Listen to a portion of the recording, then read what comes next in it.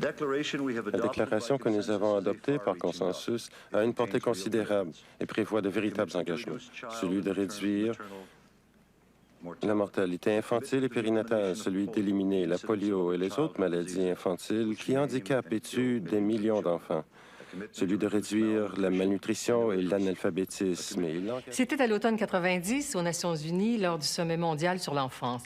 Défi colossal puisque depuis ce discours, il y a toujours 1 million d'enfants au Canada qui vivent sous le seuil de la pauvreté. La pauvreté touche les familles jeunes, très souvent monoparentales, dont la femme est le chef de famille. Aujourd'hui, nous allons suivre la course à obstacles presque insurmontables que doivent franchir les enfants nés dans ces familles. La réalisatrice Nicole Aubry, la journaliste Dominique Payette ont choisi un quartier, Hochelaga-Maisonneuve, situé dans l'est de Montréal. Un quartier où il y a de l'espoir parce que les gens se prennent en main. En fait, ce dossier est une histoire de solidarité.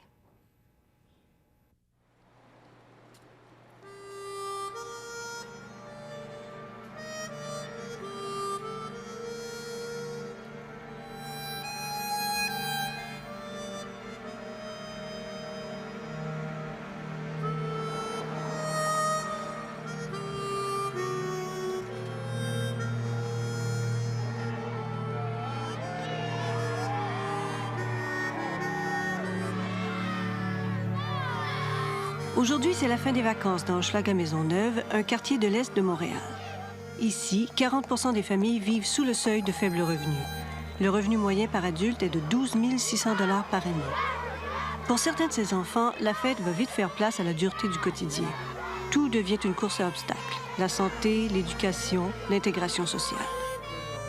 Manon, Noëlla, France et Lynn, 4 mères qui vivent de l'aide sociale. Au total, elles assument la responsabilité de 12 enfants. Oui, les jumeaux, il y en a un qui pesait 2 livres et 5 onces, puis l'autre pesait 2 livres et 16 onces. As-tu eu peur de les perdre? Mais... Est-ce que vos enfants sont en bonne santé? mon dos! Très Ici, bonne. là, il y a les enfants dans le plein ici, les plus en santé qu'il y a pas. Ah, c'est effrayant. Donc, je passe sur ma chaise. Moi, c'est l'hôpital, les médicaments. La moelle est pleine. Il y en a. Qu'est-ce qu'ils ont, surtout? Moi, c'est des asthmatiques. C'est bronchite, pneumonie, bronchiolite. Ici, les enfants sont plus souvent malades. Les accidents 2 fois plus fréquents. Cette année, ma fille, elle m'en a fait voir toutes les couleurs 3 fois. Elle s'est fait frapper, mais rien de bien grave, là. Mais quand même, tu vois que dans le quartier ici, le monde ne font pas attention. Pourtant, c'est un quartier où il y a beaucoup d'enfants, puis les voitures font pas attention du tout. Toi, Lynn, tu disais dans les accidents que tu y avais goûté pas mal. Oui, avec Luc, oui, beaucoup. Il était au parc, parce que moi, je restais à Orléans. Il était au parc, en arrière de chez moi, à ce prix, puis il a tombé. Puis il a voulu sauter par-dessus la clôture pour aller chercher le ballon. En tout cas, il a tombé, s'est poigné en mâchoire dans la clôture. Ah, j'en ai arraché au bout. Elle, c'est pas pire. Elle va bien. Elle fait une des crises d'épilepsie. Mais là, ça fait 1 an qu'elle ne l'a pas faite. Fait que... ça. Ouais, là, on va être obligé de la surveiller un petit peu plus, là, pour plafonner un petit peu les courbes, là, tu sais, sur le dessin, là. Maud, t'as-tu montré ça? Non, on va te montrer ça. Le docteur Noël Normandin du CLSC Hochelaga-Maisonneuve soigne les enfants du quartier depuis 20 ans. Elle a vu le milieu se détériorer au cours des années. Elle connaît bien les obstacles qu'une famille pauvre doit surmonter pour se maintenir en santé. Vous avez tout ce qui est santé, fumée, cigarettes, animaux, poussière. Bon, la salubrité des locaux, c'était des vieux logements, de la moisissure, toutes ces choses-là qui peuvent entrer en ligne de compte. Vous savez, les maladies respiratoires. Si on parle d'anémie, bien, c'est l'alimentation qui fait défaut. Alors, les gens n'ont pas d'argent. Alors, avec quoi ils vont s'alimenter? Alors, les légumes frais, oublions ça. Ils vont prendre des légumes en boîte, ils vont prendre des viandes de moins bonne qualité, moins de viande. Ils vont manger plus de pain, plus d'hydrates de carbone, moins de choses nutritives pour les bébés. Le lait, les formules maternisées, oublions ça, ils n'en ont pas longtemps. L'allaitement, c'est aussi la même chose. Ouais. Non, fais une grimace. Bon, c'est beau, ça. Manon, t'es bien dedans, en haut. Bon, elle a beaucoup de caries, hein? Ouvre la bouche. Regardez tes caries. Ouais. Elle a eu des bronches jusqu'à quel âge, hein? C'est pas de la vraie gomme ballon, là, parce que la vraie gomme ballon, elle donne des caries. Ça, c'est de la gomme ballon qui donne pas de caries. Encore aujourd'hui, les enfants des familles démunies ont beaucoup plus de caries que les autres. Carmen Bélanger est dentiste. Elle pratique dans le quartier Hochelaga-Maisonneuve où elle-même est née. Elle doit parfois faire extraire toutes les dents de devant à des enfants de 2 à 3 ans. Ils sont victimes de la carie du biberon parce qu'on leur donne trop souvent et trop longtemps. Même s'il s'agit de la première dentition, les conséquences de ces extractions précoces sont très sérieuses. Un enfant de 2 ans qui n'a plus de dents antérieures jusqu'à l'âge de 7 ans, ça veut dire la mastication est inadéquate, donc un problème de croissance. La croissance osseuse pour préparer la place pour les dents adultes se fait pas. En plus, les problèmes de langage, l'enfant qui doit se servir de sa langue sur les dents pour prononcer certaines consonnes, certaines voyelles, ne peut pas le faire. Et en plus, bien, l'estime de soi, quand on veut faire un beau sourire, on met partout dans les annonces un beau sourire d'enfant, bien, cet enfant-là, il est déjà mis de côté parce qu'il n'y a pas de dents antérieures. Puis je pense que ce serait simple de pouvoir prévenir ça en informant les parents d'une part, mais aussi en leur donnant du soutien. Parce que quand tu es pris dans des problèmes quotidiens à gérer ton stress, souvent c'est plus facile de donner le biberon à l'enfant. Ça évite souvent de la violence ou de la perte de contrôle de la part des parents. Regarde. Vois-tu, elle va regarder, là, regarde en haut. Tu vois-tu les petits microbes, là? Je pense que de plus en plus, on essaie d'axer la promotion de la santé vers les populations à qui elle s'adresse. Et je pense que on devrait aller voir ces personnes et leur demander qu'est-ce qui est prioritaire, pourquoi vous n'allez pas chez le dentiste, est-ce que vous vous sentez jugé, est-ce que vous avez peur, est-ce que vous vous sentez à l'aise, est-ce que vous pouvez vous exprimer. Et je pense que la promotion de la santé et l'attitude des professionnels de la santé devraient s'orienter vers la population qu'ils traitent. Quand on dit à un enfant brosse tes dents après chaque repas et que cet enfant-là, la moitié du mois, mange même pas un repas par jour, bien, je pense que c'est inadéquat de penser à ça, là, de dire ça.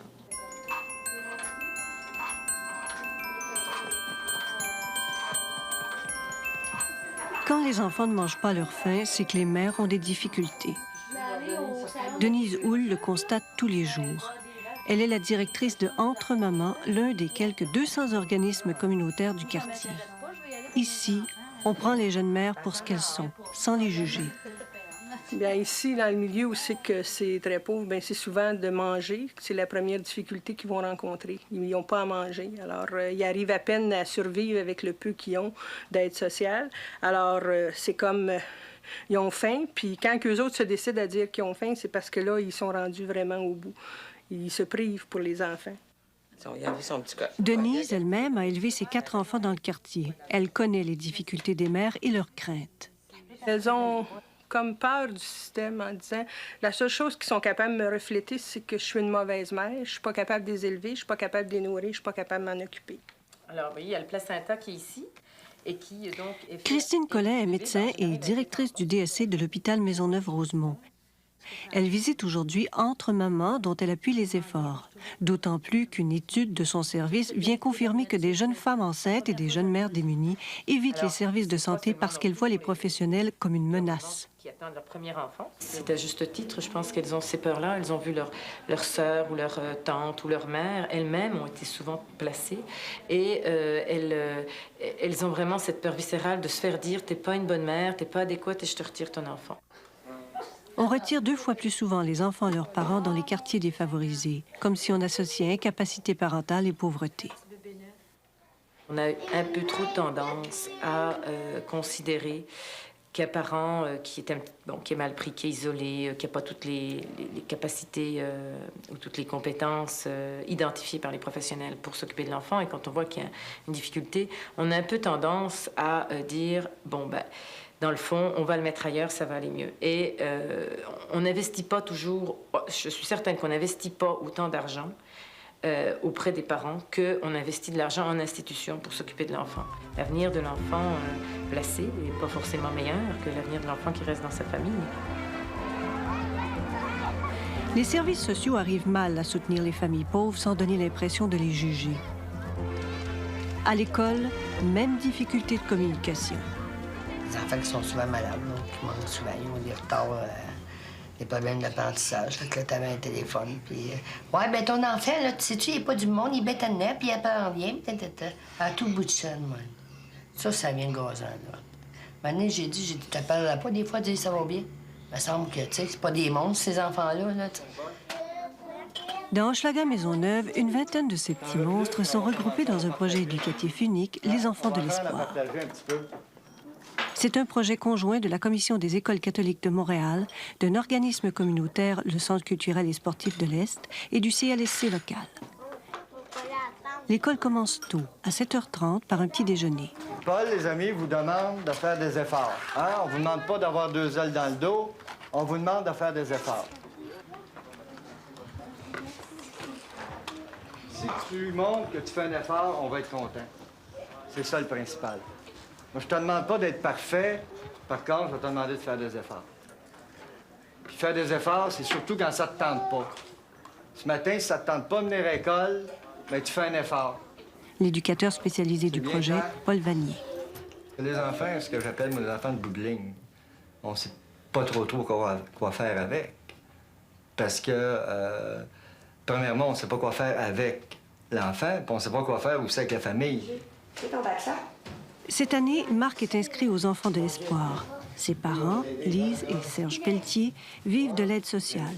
Ils ont 2 enfants, bientôt 3. Leur budget, un peu plus de 500 $ par mois, une fois le loyer et l'électricité payés. Les Pelletiers savent que Marc n'est pas un enfant facile, mais ils croient que c'était le rôle de l'école où il allait de les aider à l'éduquer et que cette école a manqué à sa tâche. Hey, gars, peux-tu me donner l'autonomie, s'il vous plaît, sur le TV? Quand t'arrives le premier du mois, que tu payes tout ce que t'as payé, c'est l'enfant, nous autres, c'est que j'enlevais un morceau de steak, du jambon, puis tu sais de quoi à manger pour pouvoir habiller mon enfant neuf. Sinon, mon enfant t'a mal regardé par toute l'école. L'autre école, il fallait les marques spéciales, les crayons de couleur spéciale. Même des fois, il y avait suggéré des crayons en langue de Chine. Ça coûtait quasiment 18 $. Mais nous autres, on pouvait pas y donner ça. C'était bien trop cher pour nous autres. Le petit tablier de peinture, c'est qu'il fallait que ça soit neuf. Un petit il fallait que de ça soit un tablier fait spécial. Tandis qu'à l'école à Paul, il nous demande une vieille chemise. Il est venu un certain temps qu'il nous appelait à tous les jours en disant que Marco avait fait telle affaire, telle affaire, telle affaire. Fait que là, quand Marco arrivait, on chicanait Marco. Puis là, ben, moi, je commençais à trouver que ça exagérait. On chicanait notre enfant tous les jours. Fait que là, lui, des journées, c'est lui qui disait la même affaire. Puis le lendemain, ben là, ça met un conflit entre nos deux. Puis là, quasiment la chicane entre nos deux aussi. C'était aussi, c'est que ça mettait un conflit entre moi et mon gars. C'est ça qui est le plus important là-dedans, tu sais. C'est que... Est-ce que vous étiez toujours sur son dos? Ben aussitôt que le téléphone sonnait... Elle disait, ben là, on sait plus quoi faire avec Marco. Ben là, lui, il arrivait, je lui disais, Marco a fait telle affaire, là, ils savent plus quoi faire avec, là, qu'est-ce qu'on va faire? J'ai même téléphoné une journée en visant l'école que je voulais retirer mon gars de cette école-là. J'étais décidé, je m'ai chaqué au téléphone une journée. Là, j'ai dit, c'est assez, vous voulez pas accepter mon gars, vous mettez mon gars à part, mon gars sort à part des autres en avant. Il sortait de 5 à 10 minutes avant la finition de l'école. Je pense que les familles, ce qu'ils revivent, c'est eux autres avec l'échec qu'ils ont eu en milieu scolaire. Hein? Parce que le taux de scolarisation chez ces familles-là était très bas. Donc, eux-mêmes, ils ont été en position d'échec. Eux-mêmes ont vécu ce que leur enfant va vivre. Alors, l'intérêt scolaire pour les parents est nul. Hein? Ils ont passé par là, puis ils ont dit, mais nous autres, on s'est fait taper dessus, mon enfant. Je veux pas qu'il vive la même chose que moi. Tu sais, quand on parle de quartier Hochelaga-Maisonneuve, c'est un quartier défavorisé, puis c'est un quartier où les enfants mangent pas, mangent peu, bien, il y a des réalités là-dedans. Moi, ce que je vois, c'est beaucoup plus une maladie de langue qu'ils ont que la pauvreté en tant que telle. La pauvreté, c'est un facteur. Mais la problématique intérieure, interne, c'est ça qu'ils vivent. Dans le sens que l'enfant, ils sont démunis. Tout le monde va leur dire quoi faire. Aux Enfants de l'Espoir, on ne dit pas quoi faire aux parents. On adapte l'enseignement aux besoins des enfants. Rose Baudin et Henriette Belle-Rose sont les 2 enseignantes spécialisées du projet. Bon, c'est bon. Continue. Elles établissent des objectifs précis pour chacun des enfants qui leur sont confiés, des enfants de 5 à 7 ans qui ont déjà échoué dans une maternelle ou dans une première année. Moi, mes enfants, c'est ça que je voudrais qu'ils comprennent, qu'ils sont capables Puis c'est pour ça, souvent, que quand je choisis mes objectifs, pour moi, il faut que ce soit des objectifs de première année. Parce que je pense qu'on est capable d'aller loin avec eux autres. Plus les cinquièmes. Quand je suis arrivée à l'école Hochelaga il y a 2 ans, j'ai vraiment, là, tu sais, comme descendu de quelques marches, OK? Vous avez été très surprise. J'ai été surprise, OK? Bon Dieu, j'ai abordé la lettre A avec les enfants. Alors, je me suis rendu compte que les enfants connaissaient très, très peu de vocabulaire, OK? Quand on demandait, bien, est-ce que tu as déjà entendu des A?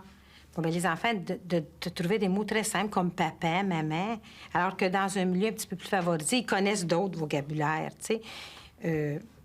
Puis je me suis rendu compte qu'il fallait que je ralentisse mon rythme à moi, tu sais, au niveau des apprentissages, que je pouvais pas aller aussi rapidement que dans un milieu favorisé.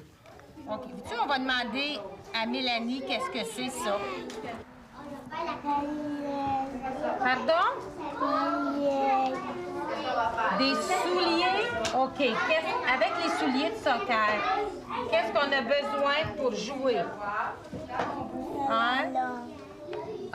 On le dit encore une fois, Mélanie? Un ballon. Dans un milieu plus favorisé, les enfants sont mieux outillés lorsqu'ils arrivent à l'école. Mais un des objectifs du projet aussi, c'est le rapprochement école-famille. Et puis, c'est pas nécessairement vrai que l'école, la famille et l'école sont plus près dans d'autres milieux. Déjà, là, je rencontre des mamans et des papas qui me racontent ce qui se passe. Le lendemain, moi, je rencontre les enfants, puis on donne un suivi à tout ça. Une fois par mois, un dîner réunit parents et professeurs et permet la rencontre des anciens et des nouveaux.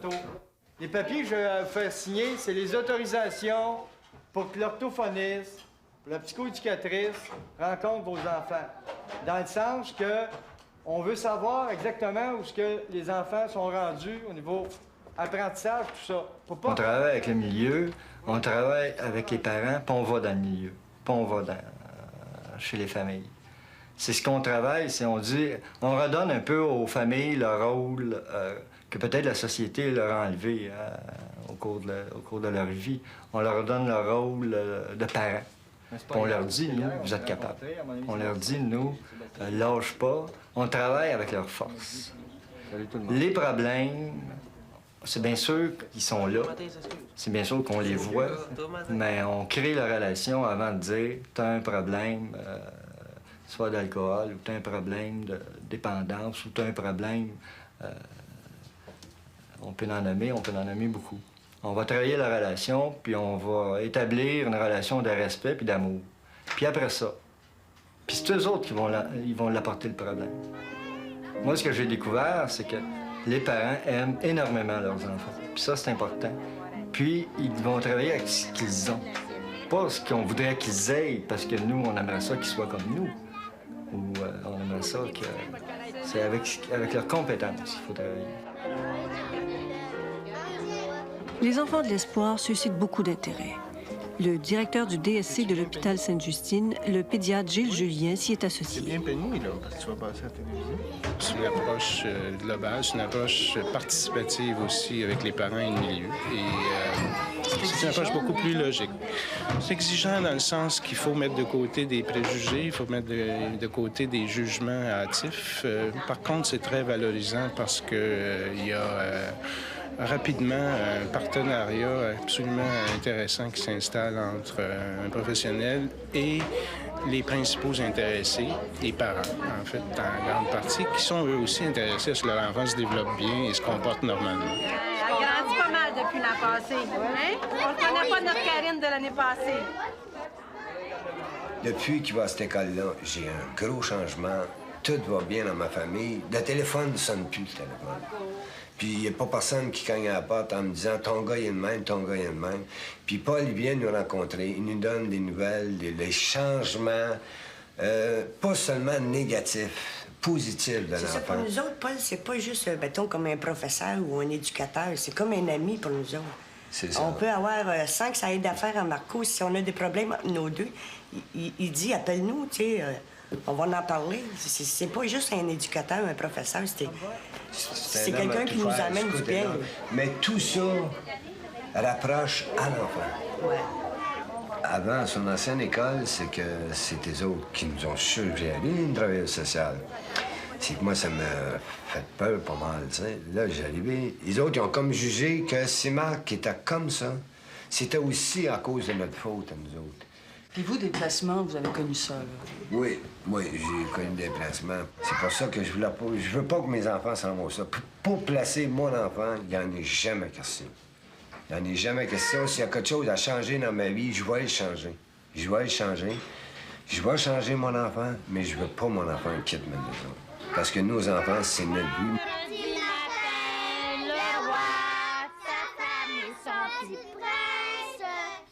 Marc, là, qui est avec moi, là, puis qu'on dit qu'il est très agité, il a vécu un échec en maternelle. Puis je pense que ça va être difficile d'aller le chercher, lui, à cause de cet échec-là. La 3e journée, comment on l'appelle? C'est la journée qu'on vit aujourd'hui, oui? Jeudi. Non, tu te trompes, c'est pas grave. Samedi. Non. Sébastien, là, je pense à lui, c'est un enfant qui a vraiment pas confiance. Tout de suite, là, tu lui donnes un travail, il va dire « je suis pas capable ». Durant le mois de septembre, là, mon objectif à moi, c'est de lui montrer qu'il est capable de faire quelque chose. Ils sont venus chez moi pour me serrer la tête. Mon objectif principal, c'est de rendre ces enfants-là à l'aise à l'école. Qu'ils aiment l'école, que pour eux, l'école, ça soit un lieu intéressant puis un lieu chaleureux. Ils sont venus chez moi pour me serrer la tête. Mais comme j'étais pas là, le petit cœur s'est dit, puisque c'est comme ça, nous reviendrons demain. Moi, je pense que les enfants qui arrivent des enfants de l'espoir après un séjour de 2 ans, là, parce que certains, on a eu 2 ans, sont beaucoup plus structurés. Puis c'est des enfants qui ont beaucoup plus le goût d'apprendre et de vivre. Puis ça, je pense, ça n'a pas de prix dans tout ça. Alors, on se voit demain matin, on fait attention à la maison. Hein? L'important, c'est d'écouter. T'écoutes maman, t'écoutes papa. Demain, on s'en reparle.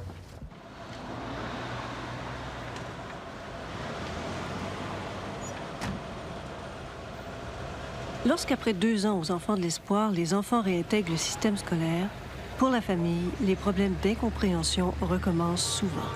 On voyait le progrès de notre enfant régulièrement. Là, on le voit pas. Le seul temps où ce qu'on voit, c'est quand il y a un problème. C'est le seul temps où ce qu'on voit qu'il y a quelque chose. Ils nous appelleront pas pour nous dire « Hey, votre enfant, il a fait ci, il a fait ça ». Tandis qu'avec Paul, on savait quand ça allait mal, quand ça allait bien. Au moins, on avait un encouragement. On se disait « Bon, aujourd'hui, ça a été mal, mais toute la semaine, ça a bien été ». Mais là, on n'a pas. Comme moi, je suis une personne qui ne sait pas lire. Et puis le soir, il me donne un cartable. Puis l'enfant, s'il a bien fait ça dans la journée, c'est des points verts. Puis s'il a fait mal ça un petit peu, c'est un point vert, c'est une bonne journée. Un point bleu, c'est bien. Un point rouge, c'est inacceptable. Fait que là, elle marque, qu'est-ce qu'elle a fait? Je sais pas lire, moi. Des problèmes, je sais pas lire. Là, tu sais, j'avais essayé de lui demander, écoute, appelle-moi. Explique-moi au moins qu'est-ce que c'est, tu sais. Si au moins elle m'appellera, elle me dirait, écoute, madame, c'est ça, c'est le même, tu sais. Elle m'appelle pas, là, moi, je vois les choses, là, je suis capable. Je dis, un rouge, je suis capable. Moi, j'étais voir le directeur. Je dis, écoutez, là, je suis mal pris, je suis au chef de l'occasion, je peux vous donner 20$. Le directeur a oublié d'avertir le professeur. Le professeur, t'as-tu après mon gars, t'as pas eu de l'argent encore de ta mère? T'as pas tes livres? Et là, je vais voir le directeur, je dis, écoutez, monsieur le directeur, il faudrait vous monter en haut pour aller avertir la maîtresse. Parce que c'est moche pour lui, là, qu'il a dit sur l'eau, ben t'as pas l'argent de ta mère, pour avoir tes livres?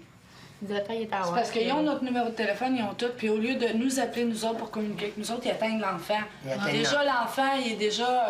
surtout si c'est un enfant qui est perturbé, puis qui voit que chez eux, il en arrache, puis tout, parce qu'un enfant à 8 ans, il comprend.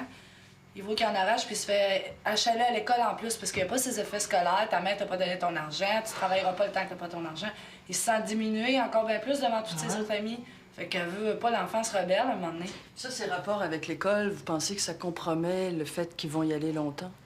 S'ils aiment pas ça, puis s'ils passent le temps à faire des échecs, t'es sûr et certain qu'il y a un mec qui pogne 13, 14, 15 ans. Moi non plus, aller à l'école. L'enfant, là, qui arrive à 15 ans à l'école, là, puis qui a 2-3 ans en arrière en même temps chez les autres, là, c'est pas évident qu'ils vont aimer ça à l'école.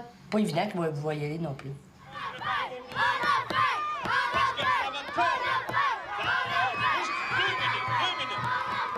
Les échecs scolaires à tous les niveaux sont plus nombreux dans les milieux pauvres. Au secondaire, c'est dans ces milieux que se produisent les 2/3 des décrochages. Il n'est pas facile de sortir du cercle vicieux de l'échec qui engendre l'échec et de la mésestime de soi qui s'ensuit. Il y a des pauvretés qui sont pires que celles qui sont matérielles. Il y a des pauvretés intellectuelles, par exemple, qu'à l'école, on s'occupe plus de la pauvreté matérielle que la pauvreté intellectuelle ou la pauvreté affective. Je me dis, il faut que tout soit mis en œuvre pour qu'on réponde à tous les besoins des enfants, que les enfants soient aimés, qu'ils soient considérés, qu'on croie en eux. Un enfant à qui on croit, c'est un enfant qui a plus de chances de réussir.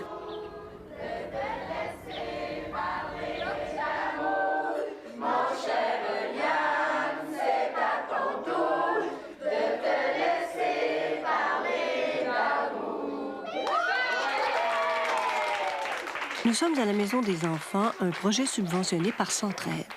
Pierrette Gélineau en est la directrice. Cette maison a été aménagée selon le souhait des enfants.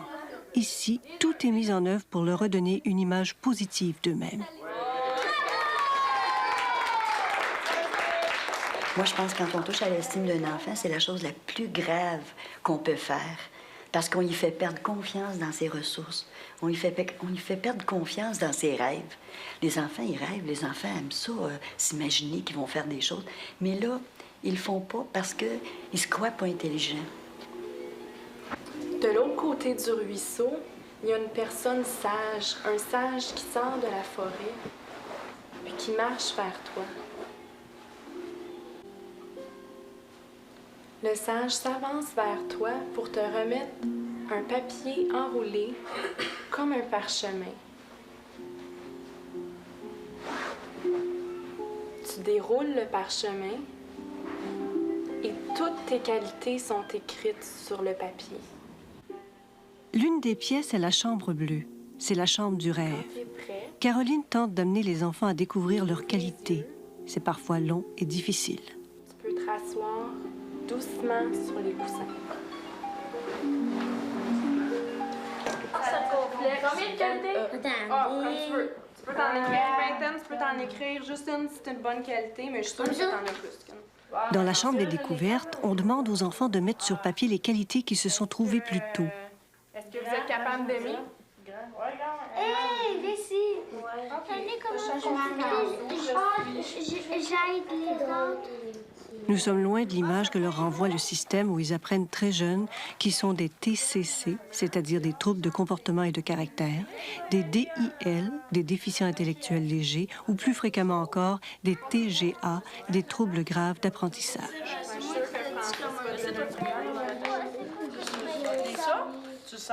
Ma première réaction quand un enfant s'identifie à un problème, là, puis qu'il nomme très clairement, comme par exemple, il va me dire « je suis TGA », moi, je bondis, puis je dis à l'enfant « comment tu t'appelles? C'est quoi ton nom? » Et c'est comme ça que tu t'appelles.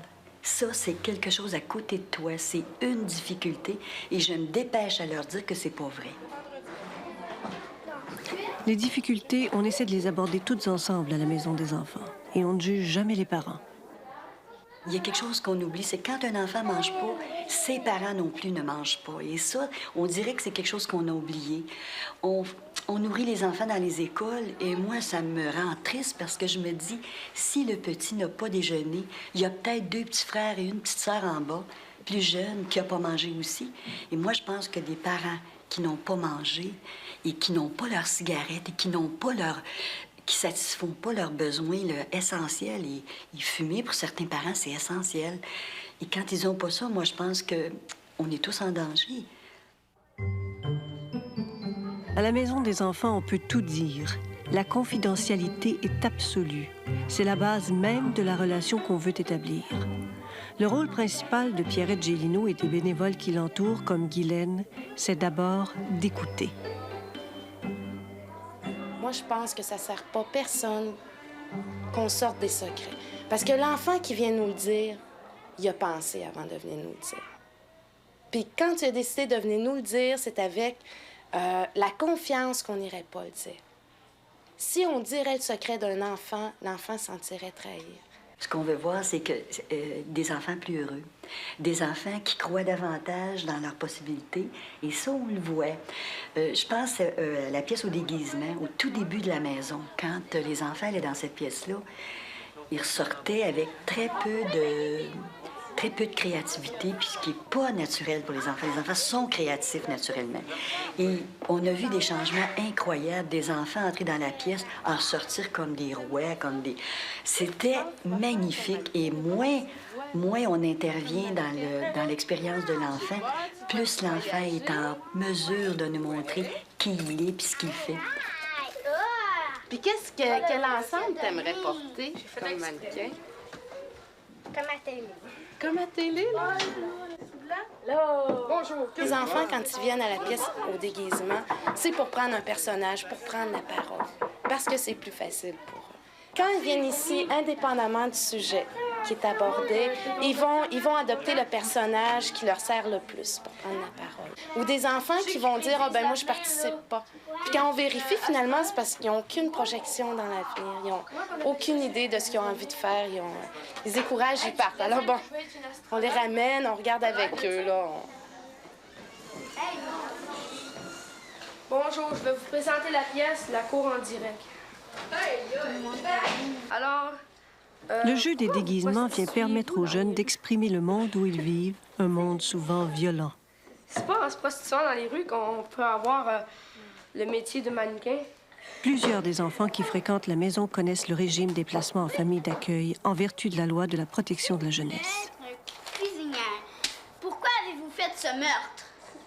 Les enfants, ils sont là pour être aimés, ils sont là pour être protégés par les adultes qui les entourent. Mais cette protection-là, il faudrait comme bien la cerner. Et je pense à la loi de la protection de la jeunesse. Je me dis toujours, c'est dans l'application qu'elle est peut-être pas la plus adaptée aux enfants. Mais je sais qu'elle doit être là. Puis tout le monde croit que c'est nécessaire qu'il y ait une loi comme ça. Mais c'est dans l'application de cette loi-là, je pense qu'on doit mesurer les conséquences d'un geste qu'on pose pour un enfant. Donc pour vous, le retrait d'un enfant de sa famille, c'est une procédure d'exception seulement? Oui, d'exception. Et on doit, à ce moment-là, tout faire pour que les parents reçoivent pendant cette période de temps-là ce qu'il faut pour être en mesure de reprendre son enfant. Parce que, de toute façon, l'enfant va demander pour retourner dans sa famille. Puis il va le demander longtemps, puis souvent. Moi, j'ai vu des résultats. J'ai travaillé en centre d'accueil aussi avec des adolescents. J'ai vu des enfants qui ont vécu 20 placements, 14 placements, qui te parlent comme si tu étais un numéro comme un autre, et puis qui n'ont plus aucune confiance. Quand je dis aucune confiance, qu'ils n'ont plus aucune confiance en la personne avec qui ils parlent. Et qui sont incapables d'établir des rapports à long terme avec les gens. Oui, beaucoup. Puis des enfants qui abandonnent surtout dans leur projet de vie, qui abandonnent à l'école, qui abandonnent dans des relations amoureuses, qui abandonnent au niveau des relations d'amitié, qui n'ont pas nécessairement de projet.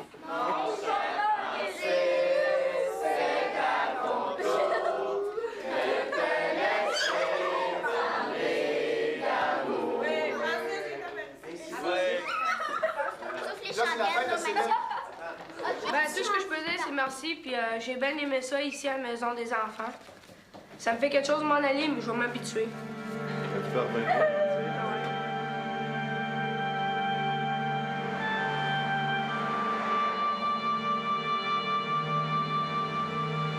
Déplacement, Diane Baribeau en a connu plusieurs. Aujourd'hui, elle a 28 ans et 3 enfants qu'elle élève seule. Ma mère a fait une dépression. Elle était mère de 6 enfants. Qui fait que ma mère pouvait pas se prendre soin de nous autres comme tel. Puis là, c'est le centre des services sociaux, on peut dire, dans ce temps-là, je sais pas comment ça se nommait, là, qui sont venus à la maison, qui ont venu nous chercher, puis on en disait à ma mère qu'on serait mieux qu'à la maison. Dans mes cas, moi, je sais qu'à des places, j'ai été blessée. J'étais jeune, j'ai été maltraitée, j'ai été enfermée dans une chambre barrée, la porte fermée, le stade, tout le kit. J'avais un rire hystérique, ça a l'air, en étant plus jeune. Mais ma mère s'est rendue compte de ça, elle me réveille, elle me fait sortir avec la travailleuse sociale, elle me fait sortir de là. Tu venais-tu, Stéphanie?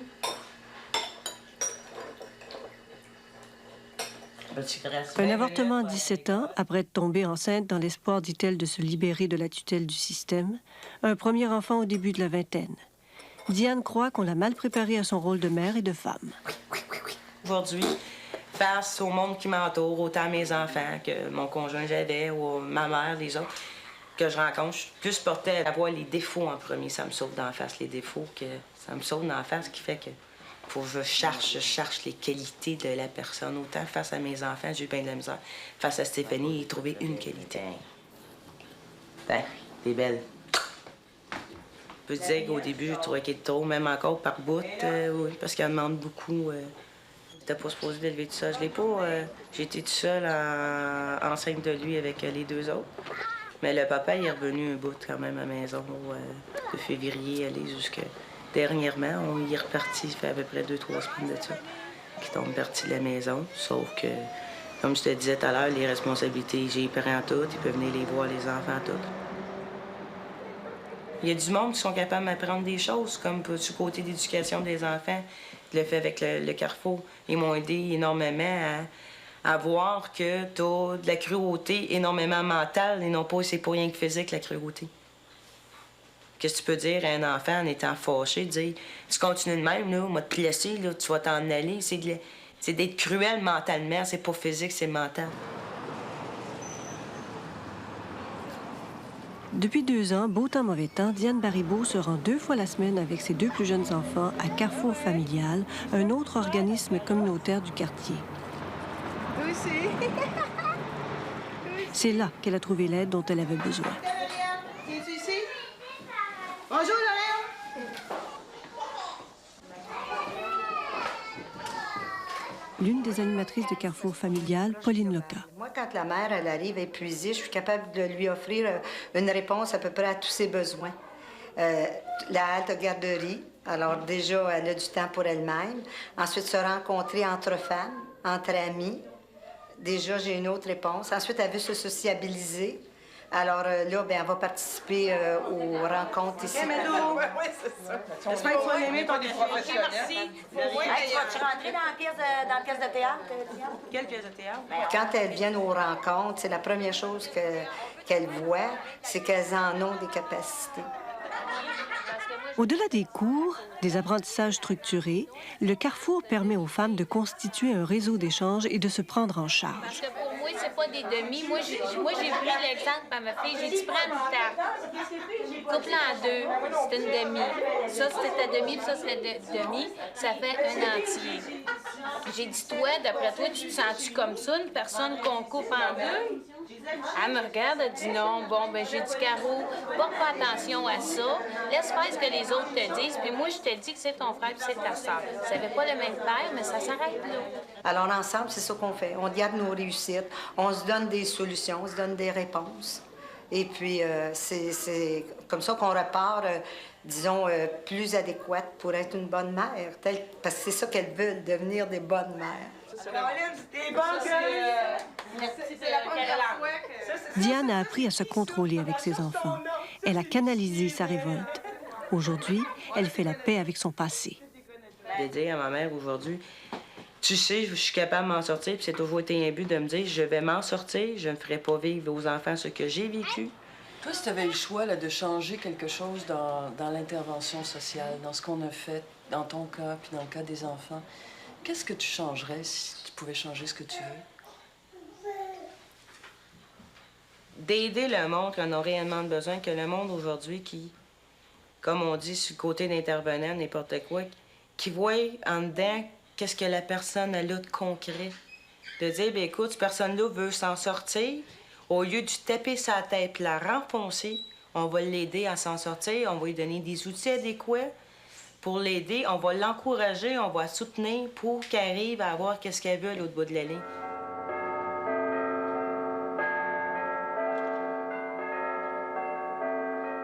Jacques, chante, je te baptise au nom du Père, du Fils et du Saint-Esprit. Amen. Yves Poulain est le curé de la paroisse Saint-Barnabé. Il est aussi un pilier des organismes communautaires d'Hochelaga-Maisonneuve. Il dirige depuis 20 ans le Centre culturel et sportif de l'Est de Montréal. Je pense qu'on a raté la relation humaine qu'il faut d'abord développer et une relation personnalisée. Vous regardez le nombre d'intervenants qui, à des moments donnés, sont sur la situation d'une seule famille où on va faire intervenir une travailleuse sociale ici, une autre travailleuse sociale là, un orthopédagogue ici. Il y a trop de monde. Et quand on regarde les gens, leur peur de ce milieu qu'on appelle les travailleurs sociaux, puis tout ça, c'est symptomatique de quelque chose. Le défi pour lui est d'en arriver à faire se concerter les organismes communautaires et le réseau officiel des affaires sociales. Ce qui se passe, je dirais, actuellement, c'est peut-être une plus grande concertation. On est en train actuellement de découvrir qu'il faut travailler ensemble. Et il a fallu d'abord faire ça entre nous, même dans le milieu communautaire. Puis c'est pas fait, ça, encore. Il y a encore du chemin à faire de ce côté-là. Et quand le milieu communautaire va se tenir comme du monde, il va falloir, là, apprendre à se concerter avec les institutions, parce qu'il n'y a pas que du mauvais dans les institutions. Il y a des gens, je connais un lot d'intervenants dans les CLSC, tout ça, qui sont des personnes superbes et qui ont autant d'amour qu'on peut en avoir, mais qui sont trop souvent pris dans une structure et dans des contraintes. Et il va falloir que, tranquillement, on concerte tout ça.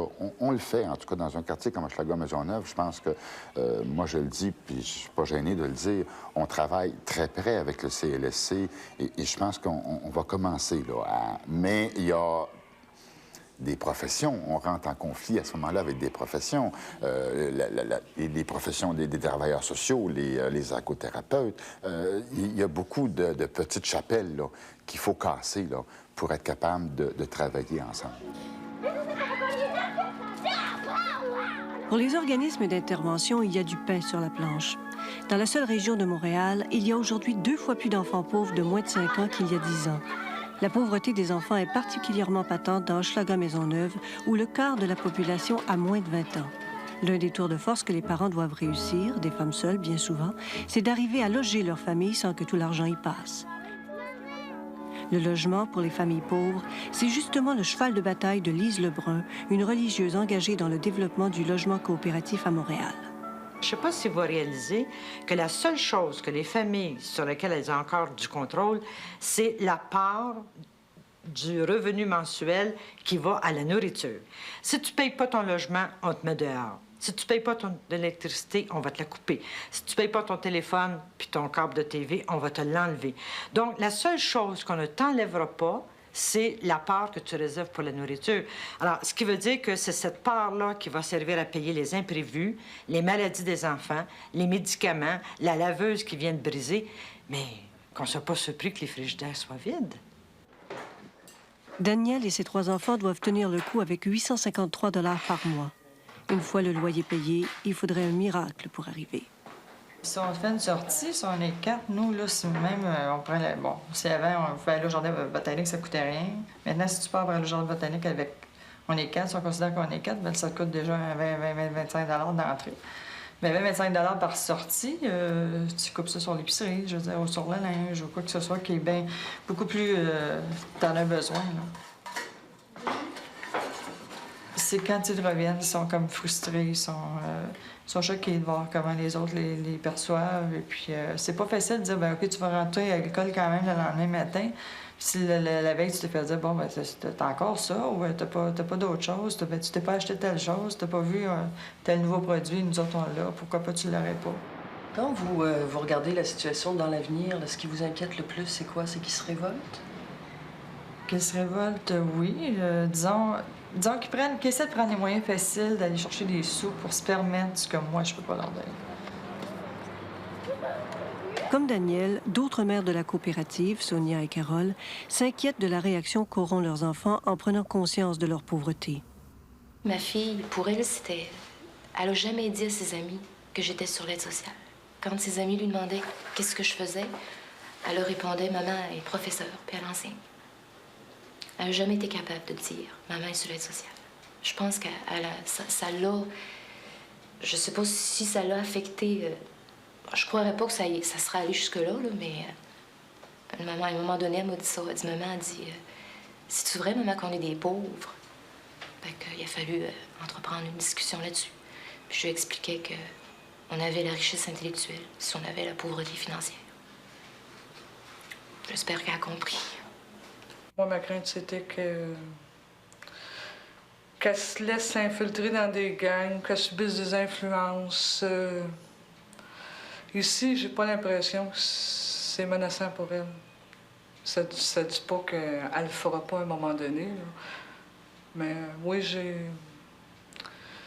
constate que c'est mieux pour elle. Puis elle vit bien, c'est comme ça qu'elle veut. Vous aurez des merveilleux cadeaux? Oui. Oui? OK. Ma mère, il faut qu'elle nous nourrisse, qu'elle nous habille, puis qu'elle ait le loyer. Puis ça, ben tout ça, ça revient cher. Des fois, est-ce que tu penses qu'elle se prive pour vous autres? Oui, elle se prive souvent, ça paraît. Elle pense toujours à nous autres avant. Des fois, je dis, maman, tu devrais penser à toi un peu. Elle dit, ben non, si vous autres, vous êtes plus importants que moi. Vous allez à l'école, il vous faut des vêtements, des livres, tout ce que vous avez besoin pour être à peu près comme les autres. Elle se prive souvent pour nous autres. Qu'est-ce qui te manque, toi, des fois? Moi, c'est les habillements. Je suis pas habillée comme les autres filles à l'école. Puis il y en a parfois qui abusent de moi, mais je suis habituée. Des fois que je fais des petites colères, là, pas trop, mais il y a des fois je m'enferme puis je pleure dans ma chambre parce que ça me rend triste, là, mais la plupart du temps, je dis, il faut que je prenne ça du bon côté. Une journée, ça va être à moi, puis ça va bien aller. Puis tant mais je travaille, je vais être sûrement capable de m'en sortir parce que je vais pas lâcher l'école, je vais continuer beaucoup. Ouais, je vais me rendre assez loin. Toi, Mélie, est-ce qu'il y a des choses que tu trouves difficiles dans le fait d'avoir un petit peu moins d'argent maintenant, peut-être que tu en avais? Ben, parce que ma mère est pas avec mon père. Puis, tu sais, ben, je peux pas toujours avoir le linge que je veux. Après. C'est ça qui te manque le plus, c'est le linge? Oui. Qu'est-ce que tu aimerais avoir? Bien, j'aimerais avoir parce que, tu sais, mes amis ont les gros souliers. Là, les Doc Martens? Ouais, puis les souliers en cuir verni, tout ça. Moi j'ai mes espadrilles. Ma mère n'a pas pu m'en acheter cette année. Donc, ben, ça va bien quand même. Des fois, es-tu fâchée contre elle parce qu'elle n'est pas capable? Ben, je comprends. Pas souvent, mais des fois, tu sais, je t'ennuie un peu. Puis je dis, tu sais, pourquoi tu veux pas me l'acheter? Là, elle m'explique, mais je comprends. Est-ce que tu penses que c'est de sa faute? Non. Non, c'est pas de sa faute. Est-ce que tu trouves ça injuste? Non. Ben, parce que là, je sais qu'il y a d'autres mondes que moi qui est pauvre dans Coop, parce qu'on s'entraide pas mal. Puis j'ai beaucoup d'amis. Bref. Ça fait que, tu sais, ben, c'est pas trop pire. Quand je suis arrivée à Montréal, j'avais pas de travail, alors j'ai été obligée de demander l'aide sociale. J'avais pas le choix, là.